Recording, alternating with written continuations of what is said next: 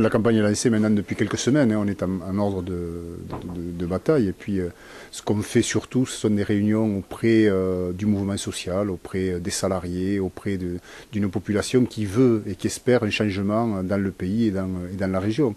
Et notamment avec l'idée que la gauche redevienne la gauche dans ce pays. Nous partons en configuration front de gauche. On a vu donc c'est Parti communiste, Parti de gauche qui s'est créé il y a quelques mois, et la gauche unitaire élargie à des mouvements sociaux, à des associations.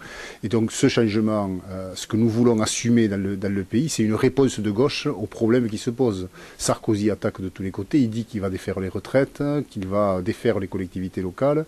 La crise est là. Eh bien, il faut que la gauche soit à la hauteur. Et nous voulons être cette gauche qui est à la hauteur, parce que la réponse à gauche aujourd'hui n'est pas à cette hauteur. Quand on entend Martine Aubry dire qu'on veut la retraite, qu'on est prêt à discuter de la retraite à 62 ans, mais nous on n'est pas de cette gauche-là. Donc on veut en gros recomposer la gauche, faire qu'il y ait une gauche de combat, une gauche mouvement social qui s'affirme dans le pays, et nous voulons le faire à la région et demain dans le pays, mais concrètement dans la région aussi. Nous n'avons pas d'adversaire à gauche. Notre adversaire, c'est Barège et Sarkozy, c'est clair. Donc, au premier tour, nous voulons affirmer une gauche de transformation, je l'ai dit.